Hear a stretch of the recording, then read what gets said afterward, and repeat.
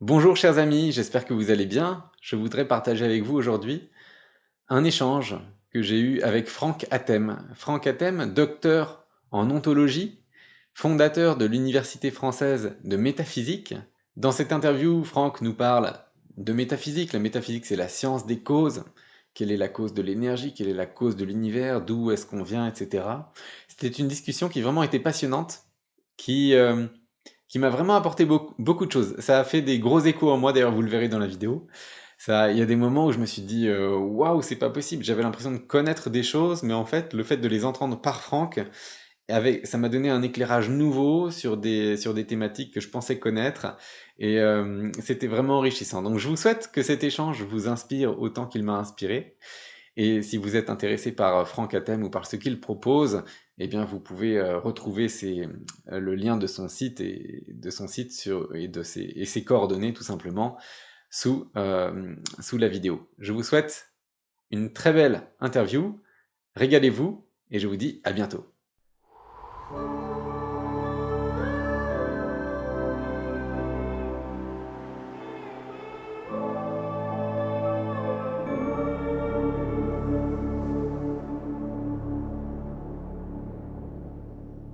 Bonjour Franck.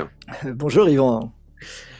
Alors Franck, tu es docteur en ontologie, tu es le président de l'université francophone métaquantique. Tu as écrit des livres, ton domaine, c'est la haute métaphysique. Alors déjà, j'ai prononcé des mots que peu de personnes ordinaires comprennent. Il n'y a pas de raison de les comprendre, c'est plutôt des néologismes.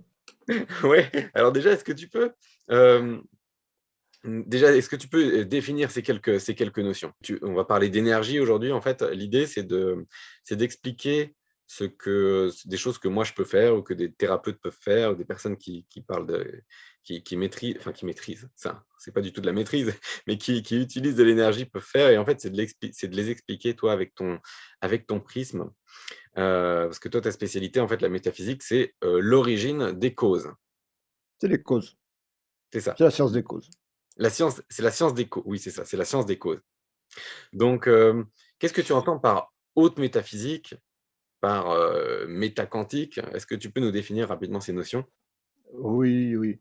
Euh, je dis haute métaphysique parce que la métaphysique en général, bon, c'est un terme qui vaut, qui a de la valeur et qui est compris, mais qui est très connoté.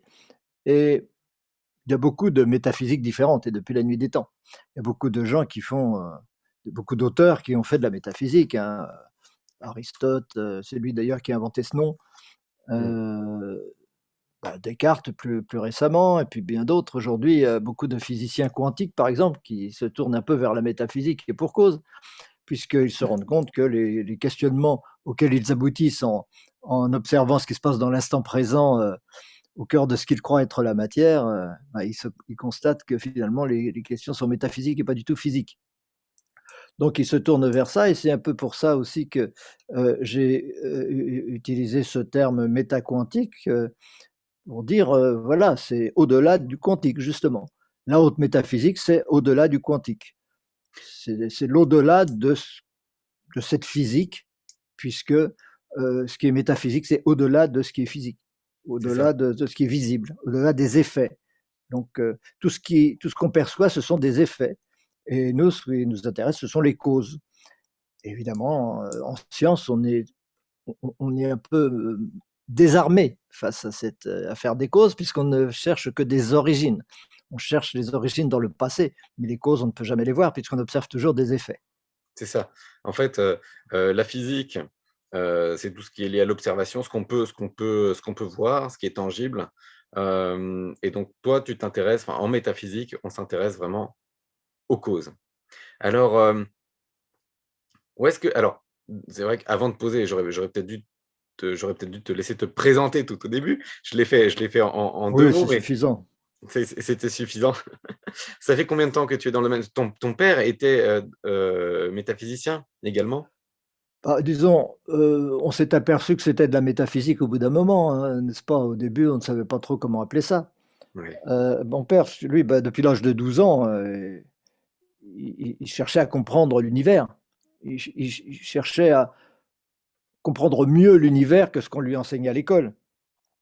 Puisque, bon, dans les enseignements classiques, on parle de gravitation, on parle de choses qui, selon lui, ne pouvaient pas fonctionner. Par exemple, la Lune qui tourne perpétuellement autour de la Terre, avec la gravitation et un mouvement initial, et cetera, ça ne pouvait pas fonctionner. D'ailleurs, on en est revenu depuis, en physique.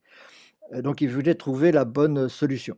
Et puis quand il a été plus âgé, il s'est intéressé au mouvement perpétuel. Ce qu'il voulait faire, il était horloger, donc il voulait, Mmh. créer une pendule perpétuelle.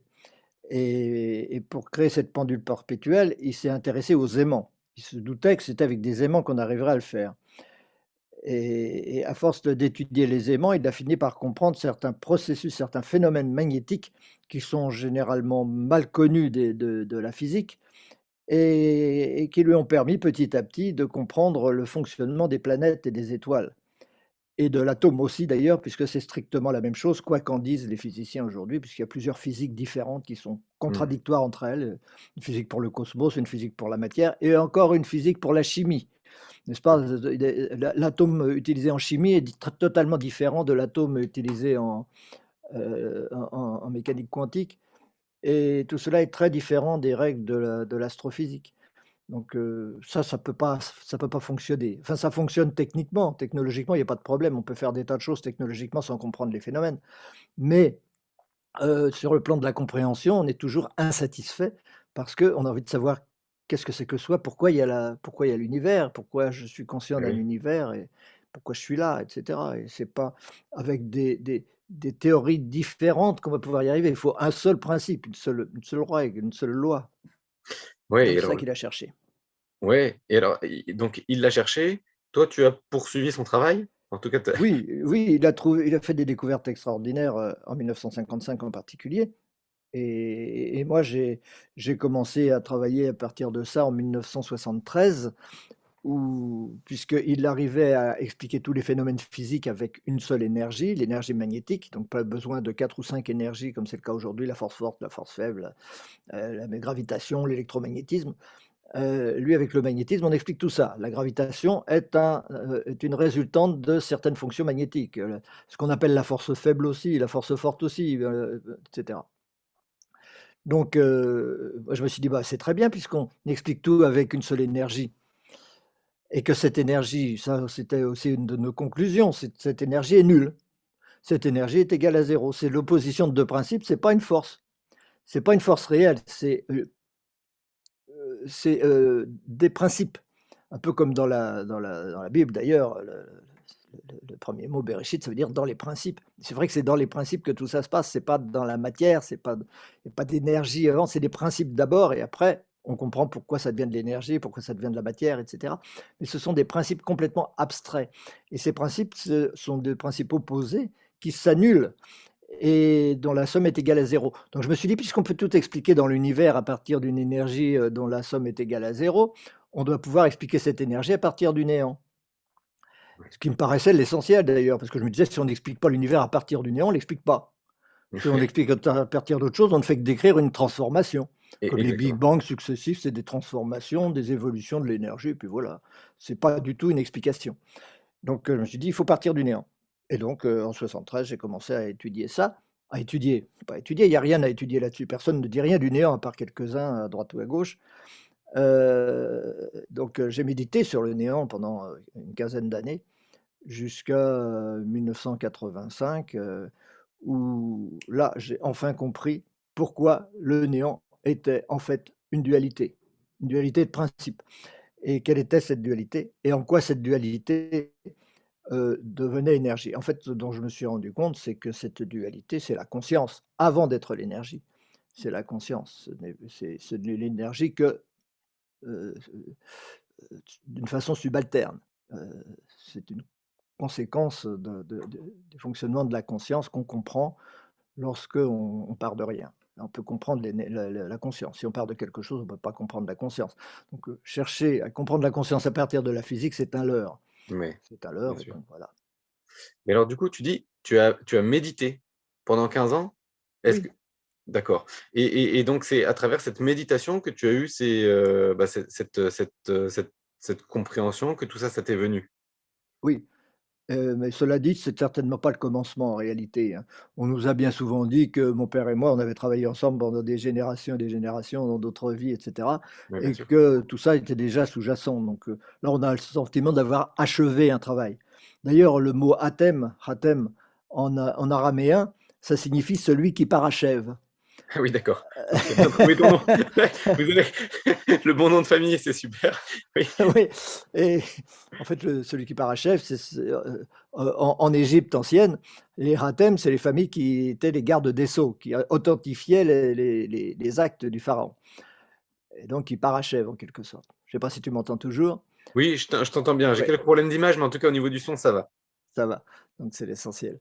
Voilà, donc ça ne remonte pas à hier certainement et donc dire d'où ça vient, c'est toujours impossible, n'est-ce pas? On peut aller Mmh. chercher, autant qu'on veut, mais bon, la méditation, elle sert à faire, revenir des connaissances, elle sert à se brancher sur sa réalité profonde, sur sa réalité réelle, j'irais dire et donc quitter un peu ce domaine du mental qui empêche la connaissance Ouais. et c'est d'ailleurs pour ça que je parle de haute métaphysique. La différence entre la métaphysique et la haute métaphysique, pour moi, c'est ça.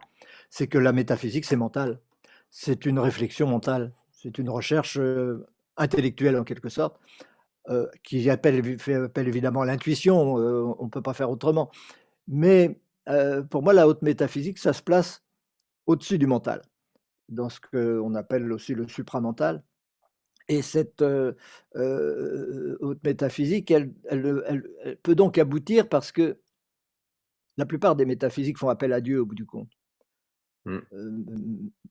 Même Descartes, qui était quand même métaphysicien, on ne peut pas dire le contraire, ou Coué qui était métaphysicien ou d'autres, Aristote. Au bout du compte, ils se retrouvent face à une impasse lorsqu'il faut savoir, la cause profonde et bon, ils s'en remettent à Dieu. Donc pour moi, ça, c'est les limites du mental. Mais, on peut aller au-delà de ça et comprendre d'où est, quelle est la cause profonde de tout ça. Mais ce n'est plus à ce moment-là, un travail mental, donc Ouais. moi Et donc j'appelle ça de l'hyper-rationalité, par opposition à la rationalité, habituelle, qui est liée à la matière, liée au discours, liée à tout ça, au mental. ouais, c'est, ce que tu as mentionné, c'est vraiment intéressant, donc voilà, tu arrives au néant. Alors moi, c'est une expérience que j'ai déjà vécue, en méditation.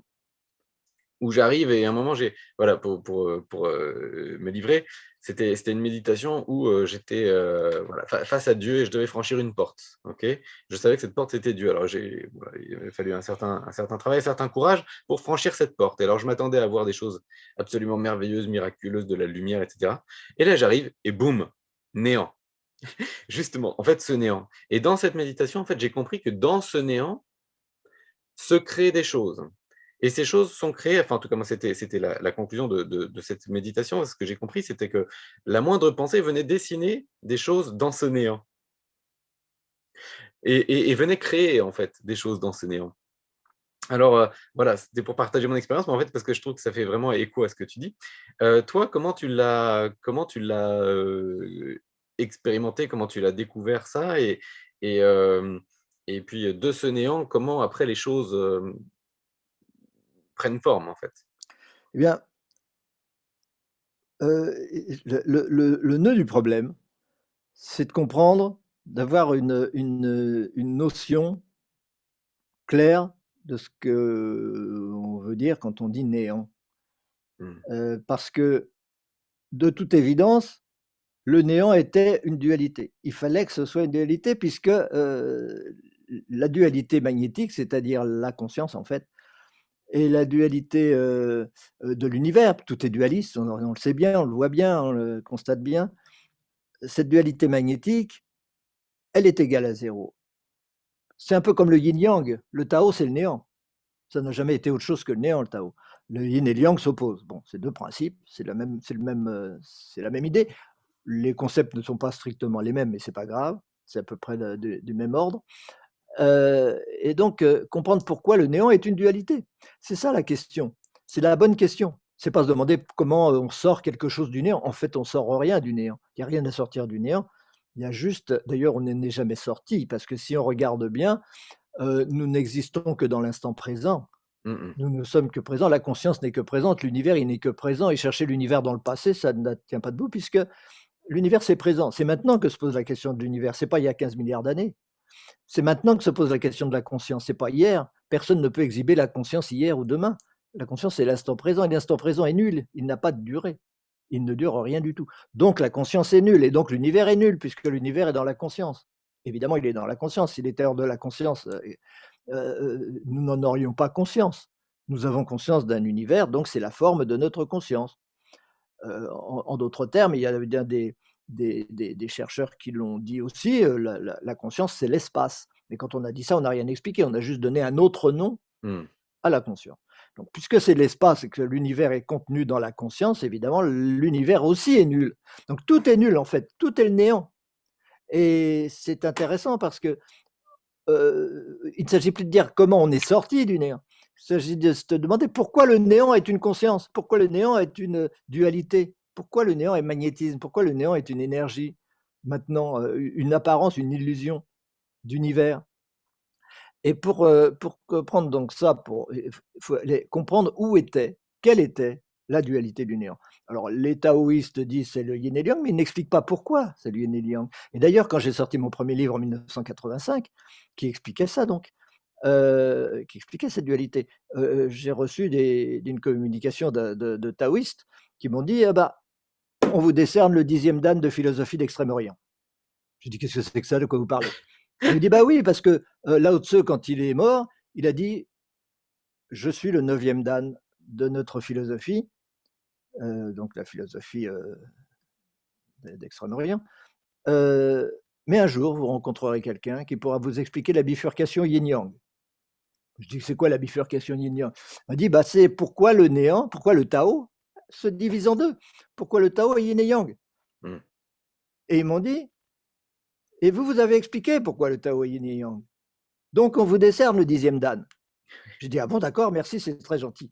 Et puis bon, j'étais un peu surpris de ça, mais j'étais très honoré, très content de ça. Je me disais: «Bah oui, effectivement, j'explique la bifurcation yin-yang». Je ne parlais pas en ces termes-là, mais l'explication pourquoi le néant est une dualité et à chaque instant. Alors il fallait trouver ça, il fallait trouver ce qui fait que le néant est une dualité et en méditant donc sur le néant, un jour, au bout d'une 12, 13, 15 ans, Heu, ça avait été à force de retourner les choses et de chercher des quantités de possibilités de dualité et Mmh. cetera, mais qui tout était mental, qui tout ressortissait du fait de se poser la question et c'est tout, j'ai fini par me dire: «Mais il y a quelque chose, il y a 2 principes qui sont irréductibles, qui sont nécessaires au néant, qui sont unis dans le néant». Et un jour, je me suis dit: «Mais ils ne peuvent pas être unis». Ces 2 principes du néant, c'est son infinité et sa nullité. Évidemment, le néant doit être nul. Ça, tout le monde dira: «Bah oui, le néant, c'est nul, c'est rien». Mais aussi tout le monde, enfin, on a plus de mal à se dire: «Le néant, ça doit être infini». Évidemment, ça doit être infini. Mmh. Parce que si c'est pas infini, bah, c'est qu'il y a autre chose. Donc Oui. c'est pas le néant. S'il est fini, c'est qu'il y a autre chose que le néant. Donc c'est pas infini. Et donc c'est pas nul. Donc il faut que ce soit nul et infini à la fois. Or, ça Mmh. pose un problème irréductible, qui est le paradoxe de base qui engendre l'être et qui fait qu'à chaque instant, l'impossibilité du néant sans l'être, se manifeste, quoi. Elle se manifeste sous la forme de l'être, sous la forme de la conscience. Elle se manifeste pourquoi? Simplement parce que l'infini n'est pas un état, l'infini n'a jamais été un état, l'infini n'est pas une réalité, l'infini est une nécessité. Une tendance, un absolu qui ne peut pas être atteint, au même titre que les nombres. On ne peut pas jamais atteindre un nombre infini de nombres, on pourra toujours en rajouter. L'infini est une nécessité, un but, et non pas un état. Et par contre, la nullité du néant, c'est oui, il n'y a pas de problème, la nullité, ça existe. Un tas de choses, bon, la nullité, c'est la nullité, point. Elle est, il n'y a pas de condition à ça. Mais l'infinité, c'est un autre problème. Donc l'unité des 2, le fait que les 2 soient absolument confondus, en fait, c'est impossible. Et donc, ce qui est absolument nécessaire, c'est-à-dire le néant, est absolument impossible. Et nous sommes la manifestation de ça. Cette manifestation, c'est que dans l'instant présent, c'est-à-dire le néant, c'est dans l'instant présent une dualité qui est le fait d'aller vers l'infini et non pas d'y être. C'est le fait d'aller vers l'infini et de ne pas d'y être. Et nous sommes le fait d'aller vers l'infini. Toute l'évolution de l'univers, toute l'évolution de l'être, l'évolution spirituelle comme l'évolution matérielle, c'est le fait d'aller vers l'infini. C'est-à-dire d'intégrer tout le temps l'infini vers le centre, vers le zéro, pour faire que l'infini et le zéro soient unis, que ce soit un, qu'il n'y ait plus de séparation entre zéro et infini. Alors que la conscience, évidemment, c'est la séparation du zéro et l'infini, puisqu'on se croit au centre et qu'on voit l'infini à l'extérieur. Tout à On fait. voit un univers à l'extérieur, alors qu'il n'y a pas d'univers à l'extérieur. Ça, c'est la conscience. C'est le fait que l'infini n'est jamais uni au zéro. Mais le zéro passe son temps à aller vers l'infini. Et donc, on intègre tout le temps l'infini, on passe son temps, on mange, on a la gravitation, on a tout ça, on a l'amour. Et tout ça, c'est de l'amour. C'est-à-dire qu'on passe son temps, la conscience passe son temps à intégrer l'univers extérieur et à évoluer vers un amour de plus en plus grand pour intégrer cet infini de plus en plus. Un peu comme si on était le nombre zéro et qu'on essaye de devenir l'infini, mais on n'arrive jamais à être le nombre infini parce qu'il n'y a pas de nombre infini, il n'y a qu'une infinité potentielle de nombres, et donc on en rajoute toujours, et nous passons notre temps à évoluer, l'évolution est perpétuelle, C'est ce et donc voilà comment on explique l'éternité de l'univers, l'éternité de la conscience, et le fait que nous soyons une évolution et pas du tout un état, et donc il n'y a pas d'ego, il n'y a que l'être. c'est magnifique ce que tu viens de dire. Moi-même, ça, en fait, tu vois, tu expliques avec des mots différents, mais ce que j'ai pu lire dans de nombreux livres de spiritualité, quand tu parles de cette évolution infinie, finalement, moi, j'avais déjà en moi cette intuition, on va dire, le créateur est en perpétuelle évolution. C'est une évolution, un mouvement perpétuel, mais dans lequel il y a aussi, tu m'arrêtes si je me trompe, mais il y a une création perpétuelle là-dedans. Hmm. Et ça, c'est l'énergie. La C'est ça. conscience est un processus de création perpétuelle d'illusion du fait que l'infini n'étant pas possible, on passe d'un fini à un autre fini. Tous les finis se succèdent et chacun de nos univers sont des univers finis. Tous les univers sont finis, tous les égaux sont finis, tous les mondes sont finis, tout est fini. Et ça se succède de façon éternelle pour essayer d'être infini sans jamais y arriver. Donc le néant est bien une nécessité et pas une réalité, mais c'est une réalité parce que l'instant présent, c'est une réalité, il n'y a que ça, donc c'est nul, ok. Ouais. Mais pour, dans cette, dans, cette, dans cette présence, dans ce présent éternel, euh, cette nécessité permanente du néant, qui est éternellement évidemment nécessaire, il n'y a que ça qui doit être, et voilà, eh bien, il y a ce paradoxe de l'être, qui est le paradoxe, le fait que l'infini n'est jamais atteint, alors que la nullité, elle est toujours réalisée dans l'instant présent. Donc le néant ne peut pas être. Donc il y a, au lieu que ce soit le néant, c'est l'énergie magnétique. Parce que le fait de créer, le fait d'avoir conscience, c'est le fait de placer à l'extérieur quelque chose qui en fait est soi, l'infini. L'univers, c'est l'être, c'est dans la conscience, et pourtant on le voit à l'extérieur.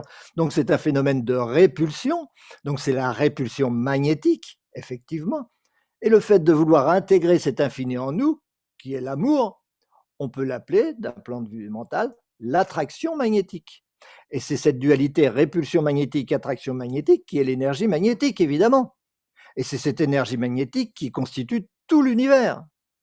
Et tous les phénomènes physiques, psychologiques, etc., sont magnétiques. Il n'y a rien d'autre que cette énergie magnétique.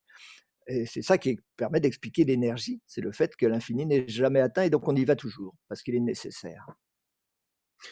Et tu vois, cette attraction-répulsion qui est, enfin voilà, qui explique toute l'énergie, enfin en quoi tout se, enfin voilà, qui explique le fondement des choses en fait. Hem, Ça, tu vois, je l'ai découvert. C'était expliqué différemment, mais voilà, c'est la même chose. Enfin, c'était mais pas expliqué tellement différemment en fait, c'était les mêmes mots qui étaient utilisés dans le livre Les Lettres du Christ. Je sais pas si ça te parle, si tu l'as lu? Oui, oui, oui. Enfin, je ne l'ai pas lu, mais il y a des personnes que je connais bien qui ont étudié ça et qui trouvaient beaucoup de rapports entre les deux. Cela dit, il n'y avait pas d'explication de la cause du magnétisme, même si le magnétisme est reconnu comme l'énergie universelle, en quelque Et sorte. évidemment, évidemment, mais ceci dit, enfin voilà, ça me fait vraiment penser à ça, en fait, quand je t'entends et je me dis: «Tiens, c'est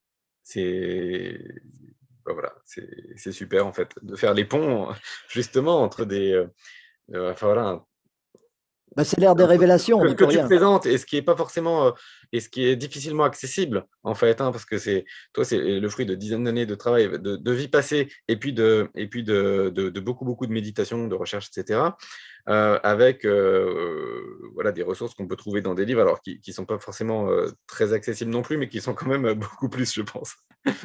Et donc en fait, bah, je suis vraiment content enfin voilà, de voir, le lien entre tout ça, en fait, et de voir à quel point tout ça se recoupe.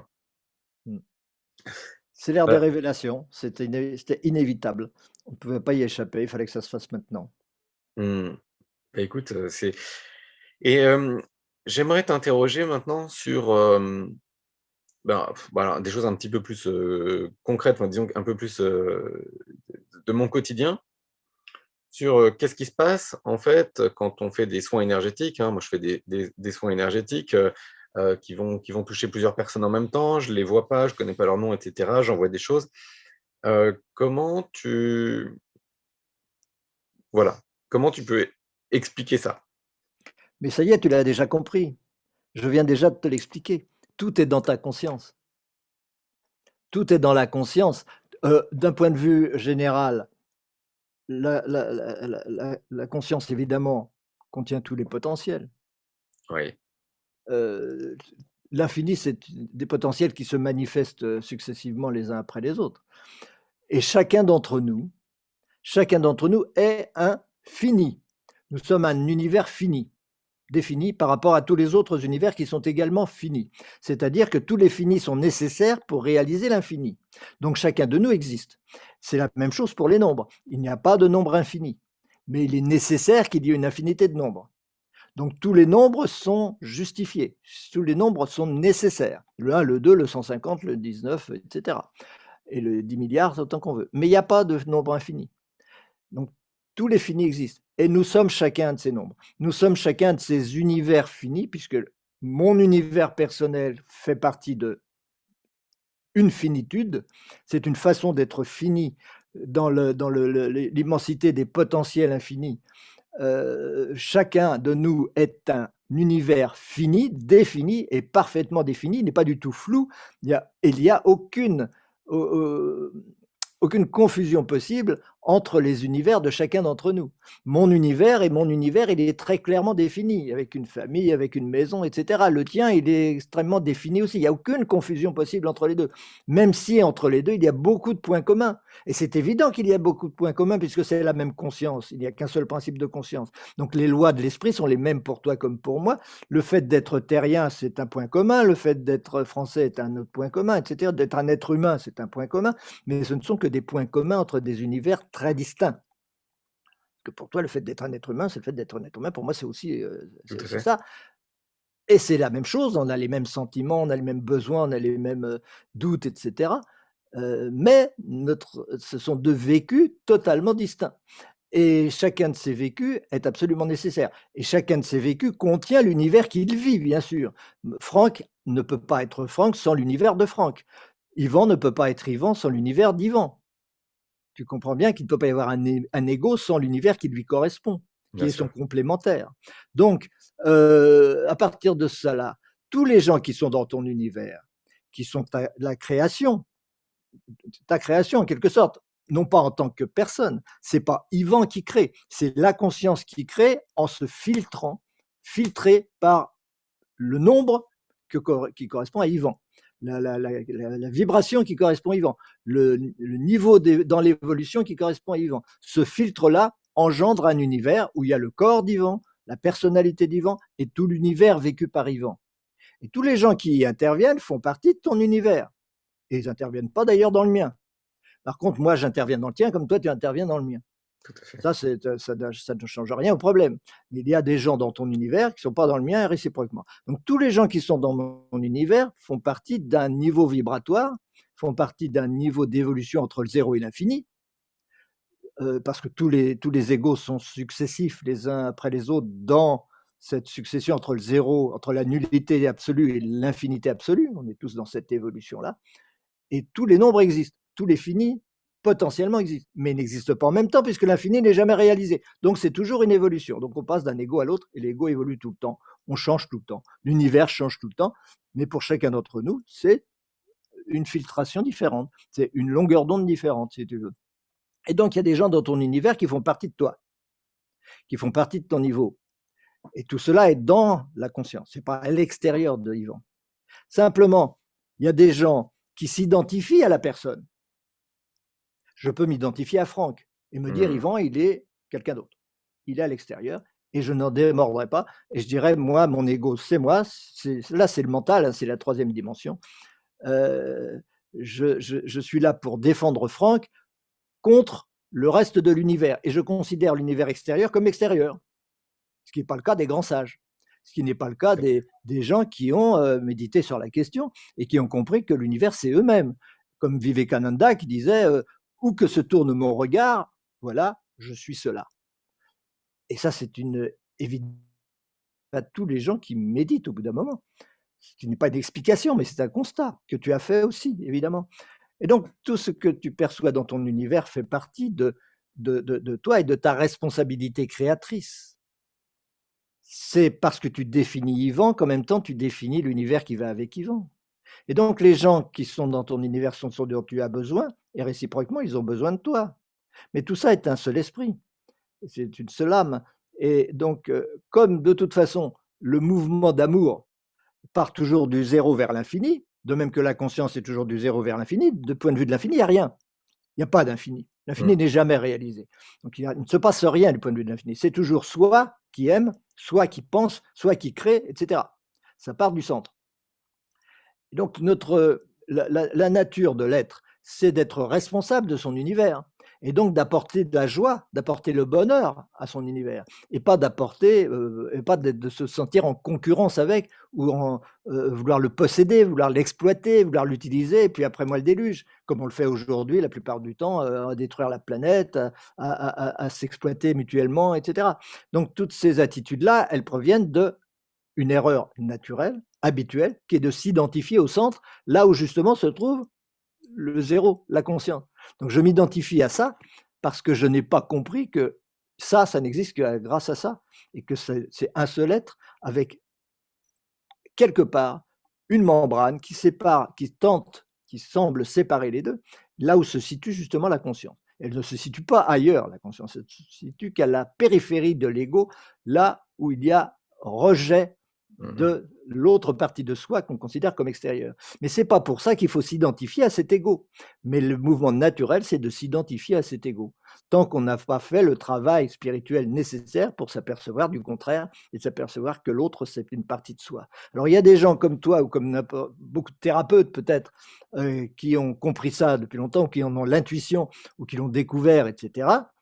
Et pour qui cela va de soi que l'univers qu'ils vivent est une partie de leur conscience, est leur propre esprit, et que leur responsabilité, c'est de donner de l'amour à cet univers, et pas autre chose, parce qu'il n'y a que comme ça qu'on l'intègre et qu'on évolue. Ils ont compris ça. Ils intègrent l'univers extérieur en leur donnant de l'amour. Évidemment, c'est de l'attraction magnétique. Alors que d'autres, ils vont dire non, non, les autres, c'est mes concurrents. Ce que les autres ont, moi, je ne l'ai pas. Ce que moi, je peux acquérir, c'est aller aux autres qu'il faut que je le prenne. Donc, ceux-là, ils ne peuvent pas guérir. Ils ne peuvent pas guérir parce qu'ils bloquent ça, ils empêchent ça. Potentiellement, ils pourraient le faire, mais ils n'ont aucune volonté de le faire parce qu'ils n'ont pas compris qui ils sont. Alors, il y a des gens qui ont compris qui ils sont et dans ce cas-là, il n'y a aucune séparation entre eux et leur univers. Et donc, chaque fois qu'ils pensent, ils abreuvent, ils illuminent l'univers qui les entoure et cet univers change automatiquement. Il ne peut pas ne pas changer puisqu'il est reconnu comme étant soi. C'est pas de la magie, c'est pas physique, c'est pas matériel, c'est juste que ta conscience permet cela. La conscience à un certain niveau permet que l'autre soit reconnu comme dans l'unité Et donc, il va passer vibratoirement à des niveaux supérieurs. Et plus on va monter dans des niveaux supérieurs vibratoirement, plus on va guérir. Ouais. C'est automatique. Il y a pas de, il y a rien à se poser comme question là-dedans. Plus je vais aimer mon univers, plus mon univers va être guéri. Il peut rien, puisqu'il va passer de plus en plus vers l'unité. La maladie, c'est la séparation. La guérison, c'est l'unité. Eh ben, un vrai thérapeute, quelqu'un qui a compris ce que c'est que lui-même, qui a compris qui je suis, qui il est, heu, il va avoir cette attitude qui va permettre au monde extérieur de grandir en même temps que lui et de s'épanouir en même temps que lui, au lieu que ce soit un épanouissement pour l'un et surtout pas pour l'autre. Ouais. Auquel cas, il n'y a que de la maladie à tirer de cela et de la souffrance à tirer de cela. Écoute, je te remercie beaucoup Franck, parce que c'est vraiment, tu vois, hem, l'entendre dans ces mots, je pense que enfin, moi, ça me fait quelque chose parce que ça apporte un regard, même si dans ce que tu dis, OK, il y a des choses que j'avais comprises ou réalisées et cetera, mais le fait de l'entendre expliquer d'une nouvelle manière, enfin, d'une manière encore différente de ce que j'avais pu vivre, expérimenter, comprendre et cetera, ça vient enrichir, en fait, ma compréhension et je sens que, waouh, ça m'apporte des choses en plus et j'ai le sentiment que ça va vraiment apporter beaucoup aux personnes qui regarderont cette vidéo également. Non, c'est vraiment chouette. Merci. Merci beaucoup Franck. Hem, tout ça, ce sont des choses que tu transmets. Alors évidemment, là, on le fait en 1/2 heure, en vidéo. Évidemment, tu transmets ça, toi, tu es le président de l'université de Métaquantique, de l'université francophone de Métaquantique. Hem, est-ce que tu peux nous parler un petit peu rapidement du cursus de tout ce que tu proposes? Parce qu'en fait, quand je lis le programme, je m'attendais à avoir des choses, enfin évidemment, je vois méta-quantique, des mots comme ça, enfin, physique, je me dis: «Waouh, c'est des trucs qui sont difficilement accessibles et tout» et en fait, en lisant le programme, je me dis: «Bah oui, en fait, c'est très, très philosophique» et ça invite à voilà, tu parles de connaissance de soi, de plein de choses, enfin, en fait, de finalement, je m'aperçois que c'est un cursus, arrête-moi si je me trompe, hein, mais je m'attendais à ce que ce soit vraiment pour des scientifiques chevronnés, mais en fait, ça peut vraiment être pour n'importe qui, le cursus, enfin n'importe quelle personne désireuse d'en savoir plus sur soi et d'évoluer, et d'évoluer, enfin voilà, personnellement, spirituellement. Tout à fait. D'ailleurs, tu as utilisé le mot qui convient parce que c'est une question de désir et c'est uniquement une question de désir. La connaissance n'est pas un problème d'intelligence, ce n'est pas un problème de culture, ce n'est pas un problème d'études ou de diplôme, c'est une question de désir. Lorsqu'il y avait un sage qui disait, «Vous aurez la connaissance lorsque vous en aurez autant envie que, vous aurez envie d'air si je vous trempe la tête dans un seau d'eau». C'est le désir qui Ouais, fait ça. ouais. Et si le désir est là, si le besoin est vital de comprendre, comme c'était mon cas d'ailleurs, sinon il ne se serait rien passé. Si je n'avais pas eu ce besoin intérieur de comprendre, faute de quoi, pour moi la vie n'était pas possible, eh bien, je n'aurais rien compris du tout. C'est le désir qui fait qu'on est capable de comprendre ou pas. Parce que les principes sont extrêmement simples. Je dirais même que plus on a de culture, plus je dirais pas que c'est plus difficile quand on a une culture. Il y a beaucoup de gens, beaucoup d'ingénieurs dans notre université, beaucoup de gens qui ont une grande, culture scientifique et religieuse et spirituelle et dans tous les domaines et philosophiques. Et c'est passionnant d'ailleurs de fréquenter des gens qui ont, qui ont déjà tout tout étudié et qui néanmoins sont restés sur leur faim parce qu'ils se sont toujours demandé: «Bah oui, mais pourquoi? Mmh. Quelle est la cause de tout ça à l'origine?» Et ça, ils ne l'ont trouvé que chez nous, bien sûr. Mais donc la cette connaissance, cette, culture n'est pas nécessaire. C'est une question de sincérité, c'est une question de désir. Si j'ai vraiment un besoin vital de comprendre, je vais comprendre parce que ce n'est pas difficile. C'est difficile, mais ce n'est pas compliqué. Il n'y a pas de mathématiques. Faire de la physique, atomique et cetera, ce n'est pas donné à tout le monde. Il y en a plein qui vont y arriver, il y en a plein qui vont pas y arriver. C'est pas une question de désir. C'est une question, de tournure d'esprit, d'habitude, de tout ce que vous voulez, mais c'est pas accessible à tout le monde. Par contre, la connaissance, c'est accessible à tout le monde parce que ce n'est que du bon sens et ça dépend de la sincérité et de l'humilité de ceux qui la pratiquent. Si on veut compliquer les choses, on peut compliquer les choses et en science, on est très doué pour compliquer les choses, rajouter des équations aux équations et cetera. Ça ne sert à rien. La seule chose qui est utile, c'est d'aller à la simplicité et cette simplicité, elle suppose néanmoins de préciser les concepts, de savoir exactement ce qu'un mot veut dire pour pouvoir réfléchir correctement. Et être capable de c'est une chose. Et l'autre chose, c'est d'être capable de regarder en face des vérités absolues qui sont incontestables et que le mental refuse généralement de voir. Comme le fait que l'instant présent est nul. Au point qu'en physique, on dit l'instant présent a une certaine durée. Personne n'est capable de dire quelle durée a l'instant présent. Mais on dit l'instant présent a une certaine durée. Non, il n'a pas de durée. L'instant présent n'a aucune durée. L'instant présent n'est pas dans le temps. C'est le temps qui est dans l'instant présent. Et ça change tout. Donc ça, c'est des choses extrêmement simples, compréhensibles, mais extrêmement difficiles à accepter parce que le mental, il veut pas. Le Bien sûr. mental, il veut pas comprendre. Le mental, il veut défendre l'ego. Il veut défendre par rapport au reste du monde. Donc, il sait très bien où va le mener la connaissance. Donc, il résiste à la connaissance. C'est pour ça qu'il faut sortir du mental et passer au niveau du supramental. Et ça, bon, ça se fait par l'humilité, par la simplicité, par le désir de servir, par l'amour, c'est tout. Et les gens qui ont un grand cœur vont être capables de comprendre la haute métaphysique, alors que les gens qui n'ont pas de cœur et qui se croient très intelligents n'y comprendront rien. C'est normal, parce que leur mental refusera des connaissances. Comme, bon, j'ai souvent parlé avec des, ou échangé avec des physiciens, etc., avec lesquels il y en a qui sont très ouverts, mais il y en a d'autres qui sont complètement coincés et bloqués parce que pour eux, c'est impossible d'accepter des idées comme par exemple le fait que tout est la conscience, alors que c'est une évidence première. Il n'y a pas besoin de réfléchir pour ça. Il n'y a pas besoin d'avoir des diplômes pour ça. À partir du moment où je perçois une chose, c'est que cette chose est dans ma conscience. Si elle n'est pas dans ma conscience, ben, je n'en ai pas conscience. Donc si elle est dans ma conscience, c'est une partie de ma conscience. Donc ça, c'est de l'esprit, c'est pas du tout de la matière. Mais aller dire ça à quelqu'un qui gagne sa vie et qui a fondé toutes ses études sur la croyance dans la matière et l'étude de la matière, c'est pas possible. Il sera coincé par rapport à ça. Pas tous, mais beaucoup le sont. Donc c'est pour dire, ce n'est pas du tout quelque chose qui est inaccessible. C'est quelque chose qui en fait va de soi, a toujours été de soi. On tourne autour du pot, on essaie, C'est ça. on tente un peu, on a peur, on recule. Donc on va rarement jusqu'au bout. Nous, on va jusqu'au bout, c'est tout. C'est une question d'avoir moins peur. Si on a moins peur, c'est parce qu'on a envie de plus d'amour. C'est tout. C'est toujours comme ça. C'est pour ça que les étudiants de notre université, ça fait une communauté incroyable.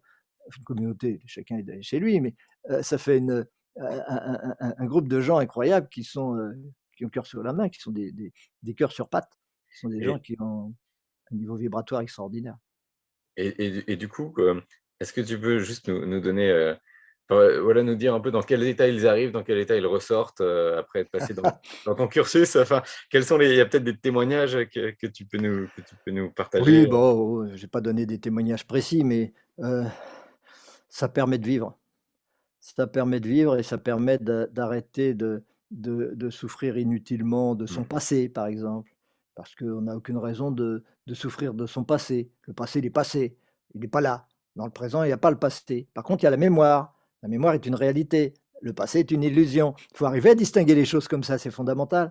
Et lorsqu'on les distingue, on dit bah oui, je vais pas avoir mal aux dents, souffrir maintenant parce que j'ai eu mal aux dents il y a 3 ans. C'est idiot. Heu, donc ça change effectivement la vie et ça permet aux gens d'avoir une expectative heureuse par rapport aux événements, parce qu'ils savent que le but contrôle le tout. Le but contrôle l'univers. C'est le but, c'est l'infini qui doit être réalisé, qui est responsable de toute la création. C'est ça. Et donc il y a pas de concurrence. Il y a pas de concurrence, une autre force contraire qui, qui empêcherait de le faire. À partir du moment où je crée quelque chose dans mon univers, c'est que c'est mes besoins, c'est que j'en ai besoin pour évoluer. Donc je l'aime d'avance. Ça change tout par rapport aux gens qui souffrent tout le temps, qui ont peur tout le temps, ou qui sont toujours dans le dans le regret ou dans le et cetera. Oui. Heu, Psychologiquement, ça change tout. Spirituellement, ça change tout aussi, parce qu'on a des fondements à la spiritualité qu'on n'a jamais autrement. On est obligé de se fonder sur des croyances et nous, on ne Oui. se fonde sur aucune croyance. Nous ne f nous fondons que sur des certitudes. Il n'y a pas d'hypothèse en haute métaphysique, c'est essentiel. Si on fait une hypothèse, c'est terminé, on ne peut plus rien comprendre. En science, on fait en physique, en tout cas, on fait tout le temps des hypothèses et donc on n'en sort pas. On tourne en rond. Nous, on ne fait pas d'hypothèses, on part de certitudes. J'en ai donné une, tout ce qui est dans ma conscience tout ce que je perçois consciemment est forcément dans ma conscience, c'est une Oui. certitude essentielle. Le fait que l'instant présent soit nul, c'est une certitude essentielle. Et ainsi de suite. Il y en a quelques-unes comme ça qu'il faut, reconnaître et pour les reconnaître, il faut avoir une sincérité profonde et une intuition, qu'on n'a pas réprimée de façon, parce que c'est la peur aussi qui réprime l'intuition, de façon à dire: «Ah bah oui, bah, c'est bien sûr! Ah enfin j'ai trouvé ce que je cherchais. Enfin je sais qui je suis. Enfin je sais pourquoi je suis là et donc je n'ai plus peur de l'existence» et bon, combien de gens ont supporté des deuils ou supporté des épreuves de la vie parce Bien qu'ils sûr. avaient compris ça? Et ceux qui arrivent et qui sont dans cette souffrance, se disent: «Ah que n'ai-je connu ça avant? Parce que ça m'aurait évité bien des problèmes». Mmh. Le but, c'est de ne pas souffrir, hein. Toute philosophie a pour but de moins souffrir de toute E façon. exactement, exactement. Bah, écoute, je te remercie beaucoup Franck. Je C'est moi qui te suis remercie. je suis sûr que beaucoup de personnes vont être touchées, par ce que tu as dit, et voilà, bah, j'espère que ça va leur donner envie voilà, de se poser davantage de questions, de méditer davantage, de suivre ton cursus ou enfin, ou peu importe le moyen, à vrai dire. Mais voilà, en tout cas, moi, tout ce que tu as dit, ça a vraiment résonné en moi aujourd'hui et je te remercie infiniment pour ça. Eh ben, merci à toi en tout cas. Je C'était un mettrai bien plaisir. sûr tous les liens, hein, vers ton site, vers le site de ton université, en description de la vidéo Ouais, et ufm-métaphysique.com c'est et ça. ufm-métaphysique.com. Je le remettrai sous la vidéo. En tout cas, merci beaucoup Franck. Eh ben, au plaisir, hein, c'était très sympathique, mais j'espère que la prochaine fois, je serai moins bavard et c'est toi qui pourras parler un peu de toi et de tes de ton Heu, travail qui est alors passionnant, sans aucun doute. les gens de ma chaîne me connaissent suffisamment, je pense qu'ils en ont marre. Ah Mais bon? donc du coup, mais avec plaisir, si tu le souhaites, ultérieurement ou sur tes canaux à toi. En tout cas, merci Franck et à bientôt. À bientôt, merci à tout le Au monde revoir. pour votre attention. Au revoir.